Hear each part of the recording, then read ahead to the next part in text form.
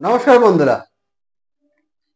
2025 IPL এর rule regulation কি হবে বা নতুন কোনো নিয়ম আসবে কি আসবে না, বা যে রুলস গুলো এখন আছে বর্তমানে তার মধ্যে কোনো রুলস কিন্তু বাদ যাবে কি যাবে না, সেই নিয়ে কিন্তু প্রত্যেক ক্রিকেট প্রেমীদের মধ্যে কিন্তু একটা কৌতূহল ছিল। এবং ফ্র্যাঞ্চাইজি যে 10টা ফ্র্যাঞ্চাইজি আছে, সেই ফ্র্যাঞ্চাইজি নিয়ে কিন্তু গত আগস্ট মাসের 30 তারিখে আইসিএল গভর্নিং কাউন্সিল কিন্তু একটা মিটিং করেছিল এবং সেখানে তাদের টিমের ওনারদের কাছ থেকে কিন্তু একটা সাজেশন নিয়েছিল যে তাদের সাজেস্ট কি, তাদের ওপিনিয়ন কি, তারা কি চায় সেই নিয়ে কিন্তু প্রায় মানে কিছু কিছু টিম তারা চেয়েছিল যে যে রিটেনশন প্লেয়ার আছে, যে 4 জন করে বর্তমান আছে, সেইটা কিন্তু বাড়ানো হোক বা আর একটু 6 বা 7 করা হোক। আবার কোন কোন টিম চেয়েছিল যে না, এটা যেটা যেমন যেমন আছে তেমন থাক, সবাইকে অকশনে পাঠানো হোক, যে আমাদের যাদের যাদের টিম সেট নেই বা তৈরি নেই তাদের একটা সুযোগ থাকবে নতুন করে টিম তৈরি করার। আর যাদের টিম কিন্তু তৈরি আছে, যাদের টিম একটা সেট হয়ে আছে, যেমন KKR, Mumbai Indians, Rajasthan Royals, sunriser Hyderabad, এদের টিম কিন্তু তৈরি হয়েছিল। তো যার ফলে এরা চাইছিল যে যে প্লেয়ার রিটেনশন, যে 4 জন করে প্লেয়ার রিটেনশন সেটা কিন্তু বাড়ানো হোক, বাড়িয়ে 6-7 করা হোক। তার ফলে কিন্তু যে টিমগুলো সেট হয়ে আছে তাদের পক্ষে কিন্তু একটা সুবিধা হবে। আর অন্যদিকে পাঞ্জাব কিংস এবং দিল্লি ক্যাপিটালস তারা কিন্তু এর বিরোধী, তারা ঘোর বিরোধী। কারণ তাদের টিম কিন্তু সেট নেই, তারা চাইছে এবার নতুন করে তাদের টিমটা তৈরি করতে। এবং যদি প্রত্যেকটা টিম তাদের 6-7 জন করে প্লেয়ার ধরে থাকে, তাহলে অকশনে কিন্তু সেরকম ভালো প্লেয়ার পাওয়া যাবে না, কারণ ভালো প্লেয়ার তারা অলরেডি রিটার্ন করবে। যার ফলে তারা চাইছিল না, যত কম হবে যে প্লেয়ার রিটেনশন ততই ভালো। তো এই নিয়ে কিন্তু একটা টিম ওনারদের মধ্যে কিন্তু একটা দ্বন্দ্ব তৈরি হয়েছিল। এবং তারপরে বিসিসিআই কিন্তু তারা যা ফাইনাল ডিসিশন নেবে তারা নেবে। গতকাল কিন্তু আইপিএল গভর্নিং কাউন্সিলের কিন্তু একটা মিটিং ছিল, সেখানে কিন্তু ফাইনাল ডিসিশন এসে এবং অলরেডি ঘোষণা করে দিয়েছে। আইপিএল গভর্নিং কাউন্সিল কিন্তু ঘোষণা করেছে যে কি হবে, যে যে নিয়ম হলো নাম্বার ওয়ান, যেটা হলো যে 4 জন করে বর্তমানে যে প্লেয়ার রিটার্ন ছিল সেটা কিন্তু বাড়িয়ে 6 জন হবে। 2025 থেকে কিন্তু আমরা দেখতে পাবো যে 6 জন, 5 জন রিটার্ন রিটার্ন করতে পারবেন এবং একজন থাকবে আরটিএম। যে এর আগে আরটিএম একটা রুলস ছিল, সেই আরটিএম রুলসটা মাঝখানে কিন্তু তুলে দেওয়া হয়েছিল, সেই আরটিএম রুলস কিন্তু ফের ফেরত আসছে। 5 জন প্লেয়ার রিটার্ন করতে পারবেন এবং একজন কিন্তু আরটিএম হিসেবে থাকবেন। তো টোটাল 6 জন প্লেয়ারকে এক একটা টিম কিন্তু রিটার্ন করতে পারবেন। এর এর ফলে কিন্তু KKR, sunriser Hyderabad, Rajasthan Royals, Mumbai Indians এদের কিন্তু অনেকটা সুবিধা হবে যে 6 জন প্লেয়ার তারা রিটার্ন করতে পারবেন। আর দ্বিতীয় দ্বিতীয় পয়েন্ট হলো যে এখন বর্তমানে পার্স, যে অকশনের যে এক একটা ওনার, আইপিএল ওনার ফ্র্যাঞ্চাইজি, তারা কিন্তু 110 কোটি টাকা তারা বাজেট ছিল, সেই বাজেটটাকে বাড়িয়ে কিন্তু 120 কোটি টাকা করা হয়েছে। 10 কোটি টাকা আরো বাড়ানো হয়েছে, যে অকশনে তারা 120 কোটি টাকা তারা নিয়ে যেতে পারবে। এবং এইটা কিন্তু বাড়ানো হয়েছে। আর তৃতীয় পয়েন্ট কিন্তু এবারে কিন্তু আইপিএল এর যেসব প্লেয়াররা আছে, প্লেয়াররা কিন্তু মালামাল হতে চলেছে। কারণ তৃতীয় পয়েন্ট হচ্ছে যে এই প্রথম আইপিএল এর 17 বছর হয়ে যাওয়ার পরে এই প্রথম কিন্তু বিসিসিআই কিন্তু একটা মানে দারুণ একটা সুখবর দিতে চলেছে আইপিএল প্লেয়ারদের জন্য। যে এর আগে আমরা দেখেছি আইপিএল এ যে যে কোনো ম্যাচ ফিস ছিল না, যে অকশনে তার যত টাকা চুক্তি হিসেবে যত টাকা হবে সেই তত টাকাই কিন্তু তাকে আহ, সেই প্লেয়ার কিন্তু পেত। কিন্তু এইবারে এই বছর থেকে 2025 আইপিএল থেকে শুরু হতে চলেছে ম্যাচ ফিস।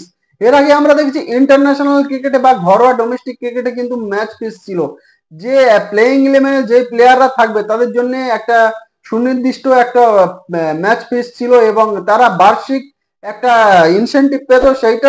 সেইটা ছাড়া একটা বোনাস পেত। সেইটা ছাড়াও কিন্তু একটা ম্যাচ ফিস ছিল, যে প্রত্যেকটা ম্যাচে তিনি যদি প্রত্যেকটা ম্যাচ খেলে সেই ম্যাচ হিসেবে কিন্তু তার ম্যাচ ফিস ছিল। কিন্তু আইপিএল এ এই নিয়ম এবার 2025 আইপিএল থেকে কিন্তু শুরু হতে চলেছে, যে তার তার কন্ট্রাক্টে যত টাকা হবে সেইটা ছাড়াও কিন্তু তিনি ম্যাচ ফিস পাবেন।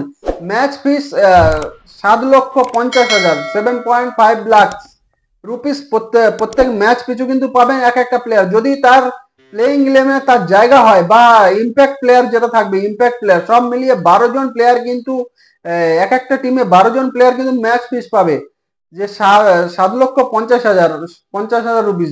যদি ধরে নেওয়া যায় যে সূর্য কুমার যাদব তিনি মুম্বাই ইন্ডিয়ান্সের সঙ্গে রিটার্ন হয়েছেন। এবং যদি আমি এটা উদাহরণস্বরূপ বলছি যে সূর্যকুমার যাদব যদি 15 কোটি টাকায় তিনি মুম্বাই ইন্ডিয়ান্সের হয়ে খেলেন, রিটার্ন হয়, কিন্তু তিনি 15 কোটি টাকা পাবেন প্লাস যদি প্রত্যেকটা ম্যাচ 14টা করে লিগ ম্যাচ হয়, আমরা জানি 14টা লিগ ম্যাচ যদি তিনি খেলে থাকেন তাহলে কিন্তু তার প্রায় আরো 1 কোটিরও বেশি টাকা কিন্তু তিনি পাবেন। প্রত্যেকটা ম্যাচ পিছু কিন্তু 7.5 লাখ টাকা করে কিন্তু পাবেন। তো যদি 14টা ম্যাচ সূর্যকুমার যাদব খেলে থাকেন তাহলে প্রায় হিসাব করলে হবে 1 কোটিরও বেশি। তো সূর্যকুমারের টোটাল কিন্তু টাকা হয়ে যাবে কিন্তু প্রায় 16 কোটিরও বেশি।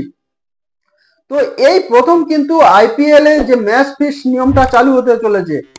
এর আগে ইন্টারন্যাশনাল ক্রিকেট বা ডোমেস্টিক ক্রিকেটে আমরা দেখেছিলাম যে ম্যাচ ফিক্স ছিল, যে বার্ষিক একটা করে তাদের চুক্তি হিসেবে যে যে টাকা তারা পেত, তার তার বাইরেও কিন্তু তারা ম্যাচ ফিক্স হিসেবে কিন্তু একটা করে ওডিআই বা টি-20 বা টেস্টে আলাদা আলাদা কিন্তু ম্যাচ ফিক্স ছিল, সেই হিসেবে তারা পেত। কিন্তু এইটা আইপিএল এ কিন্তু এই 17 বছর আইপিএল হয়ে গেল, আইপিএল এ কিন্তু এটা ছিল না।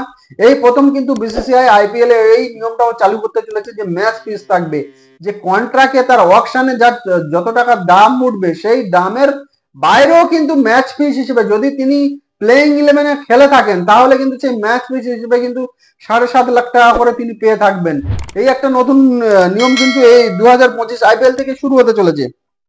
এবং আর একটা তৃতীয় নম্বর পয়েন্ট হচ্ছে কিন্তু বিশেষ করে ফরেন প্লেয়ারদের জন্য কিন্তু একটা একটা মানে বড় ধাক্কা লাগতে চলেছে, যে যে ফরেন প্লেয়াররা তারা এবারে কিন্তু বিসিসিআই কিন্তু আইপিএল গভর্নিং কাউন্সিল কিন্তু নতুন নিয়ম করেছে যে 2025 থেকে ধরে নাও যদি কোনো প্লেয়ার তিনি আইপিএল এর অকশনের জন্য রেজিস্টার করে থাকেন, বিশেষ করে ফরেন প্লেয়াররা, সেই আমরা দেখেছি এর আগেও আমরা দেখেছি যে ফরেন প্লেয়ার স্পেশালি ইংল্যান্ড বা অস্ট্রেলিয়ার কিছু প্লেয়ার আছে তারা আইপিএল নিলামের জন্য কিন্তু অকশনের জন্য তারা তাদের নাম রেজিস্টার করে থাকেন, কিন্তু আইপিএল অকশনের 2-3 দিন বা 4 দিন আগে কিন্তু তারা তাদের পার্সোনাল কিছু কাজের জন্য বা অন্য কোনো কারণ দেখিয়ে কিন্তু তারা তাদের নামটাকে তুলে নেয়।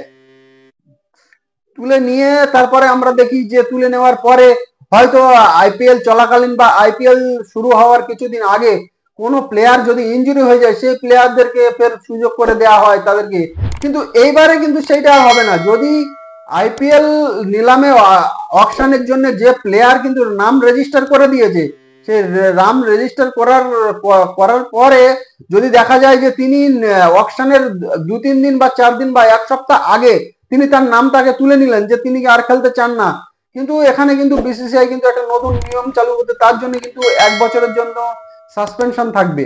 তিনি কিন্তু আর 1 বছর কিন্তু আইপিএল আর খেলতে পারবে না। এইরকম যদি কোনো প্লেয়ার করে থাকেন যে নাম রেজিস্টার করেছেন কিন্তু অকশনে তিনি যাওয়ার আগে তার নাম তিনি তুলে নিচ্ছেন, তাহলে কিন্তু তার জন্য 1 বছরের জন্য কিন্তু সাসপেন্ড থাকবে, 1 বছর তিনি আইপিএল খেলতে পারবে না। এটা হচ্ছে 3 নম্বর পয়েন্ট। এটা কিন্তু অনেক ভালো, মানে এটা ভালো যে অনেক কিছু বিশেষ করে ইংল্যান্ড অস্ট্রেলিয়ার কিছু প্লেয়াররা আছে তারা কিন্তু এইরকম ধরনের প্রত্যেক বছর আইপিএল এ কিন্তু করে থাকেন, তাদের জন্য কিন্তু এটা একটা মানে একটা কঠিন নিয়ম হতে চলেছে।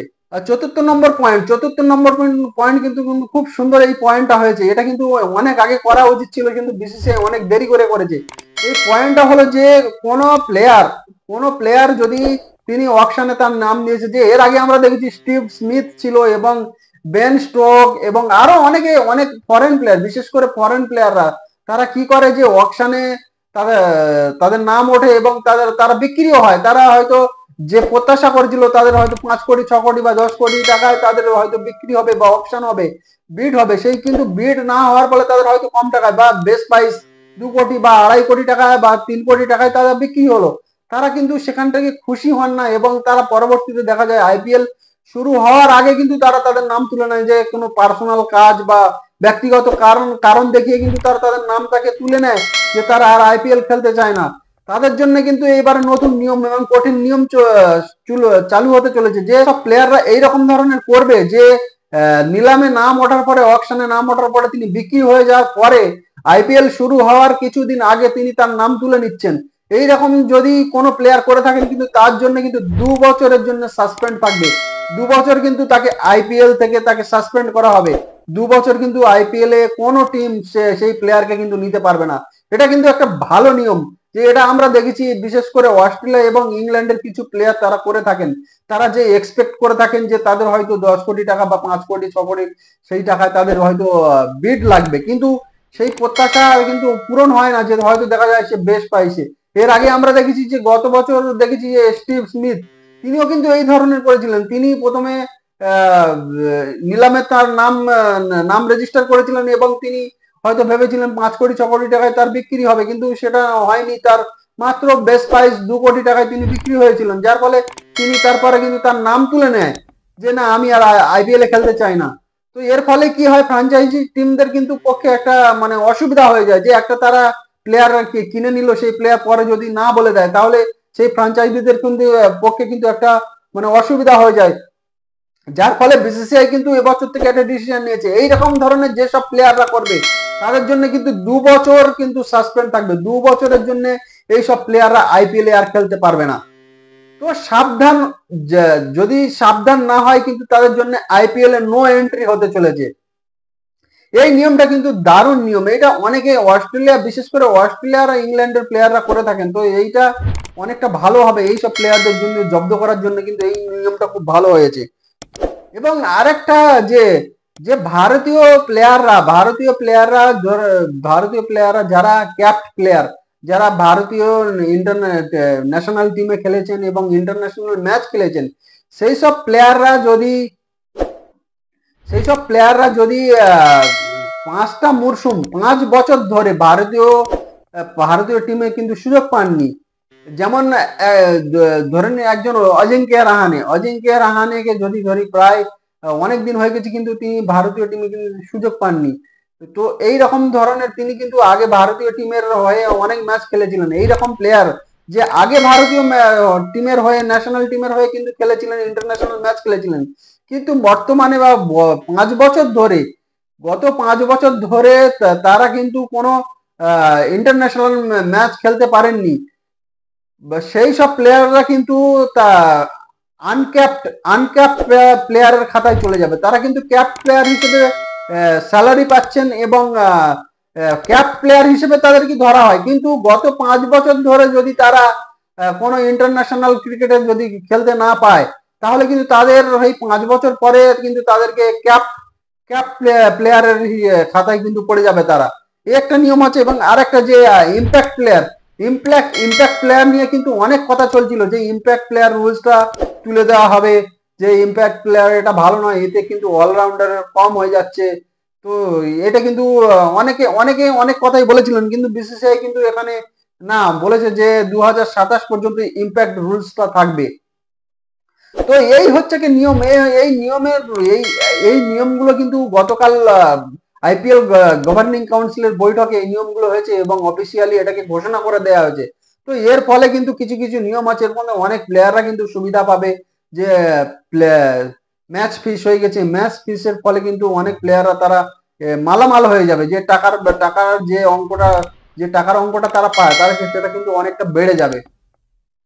এবং ফরেন প্লেয়ারদের জন্য কিন্তু দুটো কঠিন নিয়ম হতে চলেছে, যে তারা যদি এইরকম মাঝপথে আইপিএল না খেলার সিদ্ধান্ত নেয়, তাদের জন্য কিন্তু সাসপেনশন পলিসিও থাকছে। তো সব মিলিয়ে কিন্তু 2025-এর আইপিএল কিন্তু অনেকটা আকর্ষণীয় হতে চলেছে এবং দারুণ হতে চলেছে, এবং পয়সা কিন্তু বাড়তে চলেছে। হয়তো আমরা দেখতে পাবো যে আরো পয়সা বাড়বে, যে যদি কোনো একটা ভালো প্লেয়ার অকশনে যায়, তাকে যদি আমরা 30 বা 35 কোটি যদি তার বিড ওঠে, এটা কিন্তু অবাক হওয়ার কোনো কারণ নেই, কারণ এটা হতেই পারে। সব মিলিয়ে কিন্তু একটা দারুণ নিয়ম এবং রুলস কিন্তু বানিয়েছে বিসিসিআই।